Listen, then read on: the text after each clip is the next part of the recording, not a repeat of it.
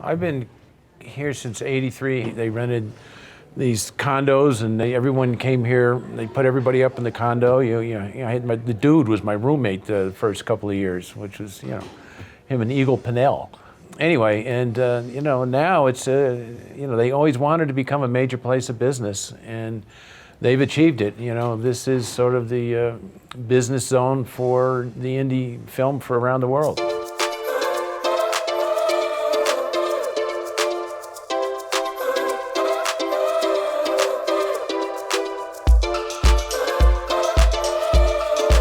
Beginning, it was, it really was this sort of primordial soup of independent cinema that's become mainstream today. And so it was a place where a lot of people met other people that were making these kind of movies. And back then the unions couldn't work on an independent film, so people who were skilled technicians would come here and meet other people who wanted to make movies, and they'd work on them under a different name.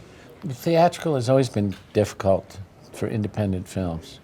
It's still very much a primary market for us and for most of these films. If these films can make a mark theatrically, if a profile can be given to these films where they are distinctive in the marketplace theatrically, then these films have a long life. And there's a lot to be said for that. And I don't think it's any more or less difficult than before. It was always difficult. It's just the variables of difficulty are very different, from what they were 20 or 30 years ago. One thing, it would become difficult if there weren't any movie theaters. But there are more theaters than ever before that play this type of product. And so if you've got product that responds in the marketplace, those movies have, as Michael said, a profile that is going to be much bigger than if you disappeared onto some pay service where, the most important thing was your subscription fee rather than paying to buy that movie. What's exciting now is all of it. The fact that you say television programs are shown here, there's a reason for that, because the quality of these programs are really high. The artistic level of these filmmakers are really high. Virtual reality represents new technology. That's really a good thing. These films, what we make that mark theatrically, which is so important and a primary for these films, but what makes life so much more exciting now, all the other media with which these films are shown are also exciting. With the pay television, the free television, the VOD, the streaming, there are just so many different ways in which these films are shown that not only does it make an audience more sophisticated, it allows for these films actually to collect revenue from so many different sources that didn't exist before. This is all a plus. The only thing that's very difficult now is because there's so much product coming from every different direction, our job is to make these films distinctive in the marketplace, and there is a lot of competition, and you really do have to be on your game to make that profile distinctive for the audience.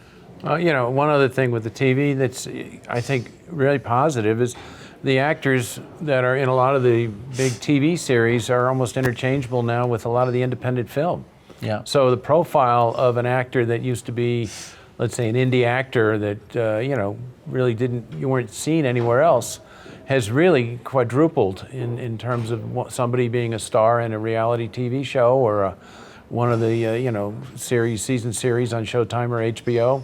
That person has gained a much bigger audience, so it actually is very attractive to get that fan base into the theaters with a movie that maybe wouldn't have the recognition that stars would have in more commercial film.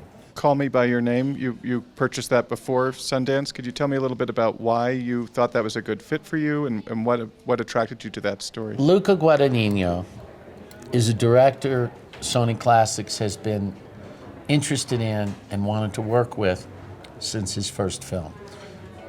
His film, I Am Love, which was a big success with Tilda Swinton, was a film we really liked and we did not distribute. The second one was a pre-buy with Fox Searchlight, I believe, A Bigger Splash. And we have followed this movie from the very beginning. It's based on a book by Andre Aciman, which is a wonderful book, novel. And we saw a few scenes, we read the screenplay, we liked it very much, and we stayed in touch with the producers and the director of this film from the very beginning. And it always felt like a film that belonged with us. It's exotic, it's romantic, it's sensual, it's got texture of Europe, and it really shows off a kind of master in the filmmaking of Luca Guadagnino.